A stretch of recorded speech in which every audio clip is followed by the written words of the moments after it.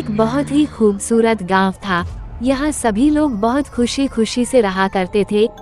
और इसी बीच मुंबई से एक फैमिली अपने पुश्तैनी घर में रहने आती है।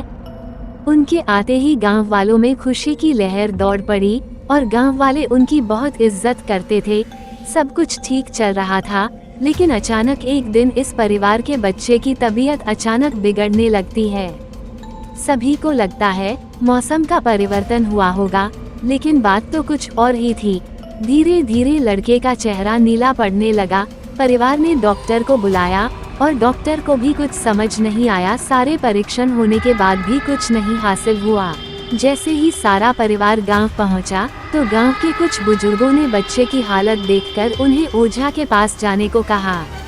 आज भी गांवों में पुराने रीति रिवाज के अनुसार झाड़ फूंक करके इलाज करने की प्रथा कायम है।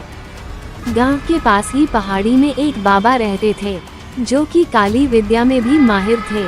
जैसे ही उनके आश्रम की सीढ़ियों में वो बच्चा अपने परिवार के साथ पहुंचा, तो ओझा जोर जोर से चिल्लाने लगे।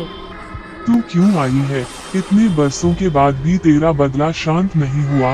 ये सब सुनकर बच्चे के माता पिता और गांव वाले दहशत में आ गए। उन्हें समझ नहीं आया कि बाबा को इतना क्रोध क्यों आ रहा है, जबकि उन्हें अभी तक कोई बात बताई नहीं गई। लेकिन बाबा तो काली माया में पारंगत थे, इस वजह से उन्हें रूहानी ताकतों को पहचानना आता था।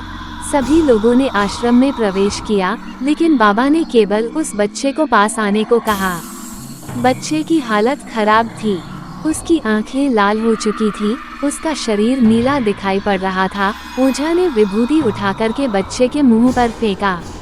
बच्चा जमीन पर लेट गया और जोर जोर से हाथ पैर हिलाने लगा।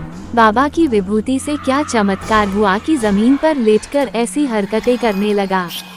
तभी अचानक बच्चा अपने पैर की उंगलियों के बल खड़ा हो जाता है और खूंखार औरत की आवाज में ओझा को उसके पुराने नाम से बुलाया। अरे वो प्रेमनाथ, मैं तुझे नष्ट कर दूंगी। लड़के का ऐसा स्वर सुनकर उन्हें कुछ समझ नहीं आ रहा था कि ऐसा क्यों हो रहा है। तभी ओझा ने एक मंत्र पढ़कर बच्चे को अपने काबू में किया। इसके अंदर कोई चुड़ैल आ चुकी है, जो कि आज 70 साल पहले चोरी के आरोप में जिंदा जला दी गई थी। उसे ऐसी सजा देने वाले कोई और नहीं बल्कि इसी बच्चे के दादाजी थे, और वो चुड़ैल अपना बदला लेने इसलिए आई है क्योंकि वह गर्भवती अवस्था में जिंदा जली थी और उसके कोख में पल रहा मासूम बच्चा भी जल गया। इसी वजह से वो उस वंश बच्चे को भी दर्दनाक मौत देना चाहती है। ये सारी कहानी जानने के बाद उसके परिवार वाले ओझा के सामने गिड़गिड़ाने लगे और अपने बच्चे की जान की भीख मांगने लगे। तभी ओझा ने अपनी घोर तपस्वी शक्ति से मंत्रों के उच्चारण के साथ उस चुड़ैल को मासूम बच्चे से बाहर निकाल दिया और कुछ ही क्षणों में बच्चा सामान्य हालत में आने लगा।